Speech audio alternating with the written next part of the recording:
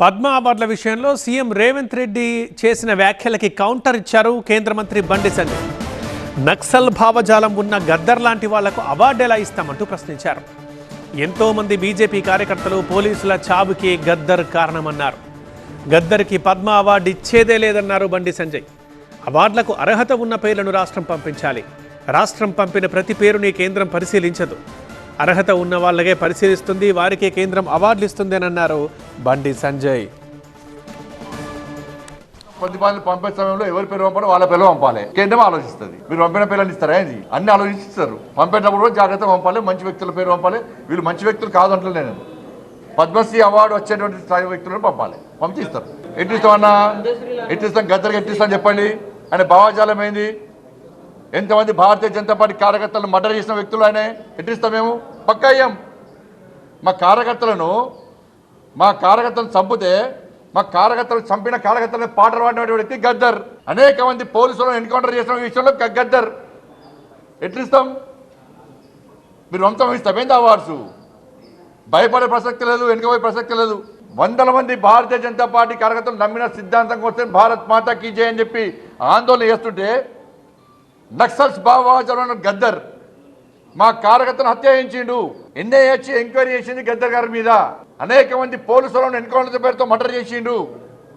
అటువంటి వ్యక్తిని ఏ విధంగా పంపుతారు ఇవాళ? ఇది ఈ రాష్ట్రము మరి పోయినసారి వచ్చినాయి, పుట్టు కూడా తెలంగాణకు.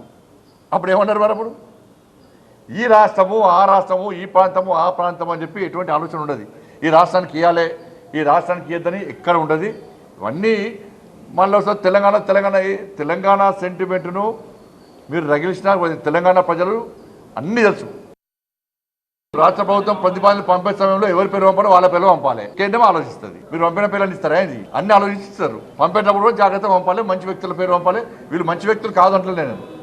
పద్మశ్రీ అవార్డు వచ్చేటువంటి స్థాయి వ్యక్తులను పంపాలి. పంపిస్తారు. ఎట్టిస్తామన్నా ఎట్టిస్తాం, గద్దరికి ఎట్టిస్తాం చెప్పండి. ఆయన భావజాలం ఏంది? ఎంతమంది భారతీయ జనతా పార్టీ కార్యకర్తలను మర్డర్ చేసిన వ్యక్తులు ఆయన ఎట్టిస్తాం మేము? పక్కా అయ్యాం. మా కార్యకర్తలను చంపితే మా కార్యకర్తలు చంపిన కార్యకర్తలను పాటలు పాడినటువంటి వ్యక్తి గద్దర్. అనేక మంది పోలీసులను ఎన్కౌంటర్ చేసిన విషయంలో గద్దర్. ఎట్లిస్తాం? మీరు వంతం ఇస్తామేంది అవార్డ్స్? భయపడే ప్రసక్తి లేదు, వెనుకపోయే ప్రసక్తి లేదు.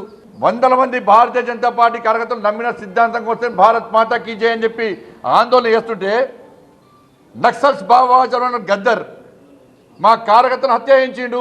ఎన్ఐఏ ఎంక్వైరీ చేసింది గద్దర్ గారి మీద. అనేక మంది పోలీసులను ఎన్కౌంటర్ పేరుతో మర్డర్ చేసిండు. అటువంటి వ్యక్తిని ఏ విధంగా పంపుతారు ఇవాళ? ఇది ఈ రాష్ట్రము మరి పోయినసారి వచ్చినాయి, పుట్టు కూడా తెలంగాణకు.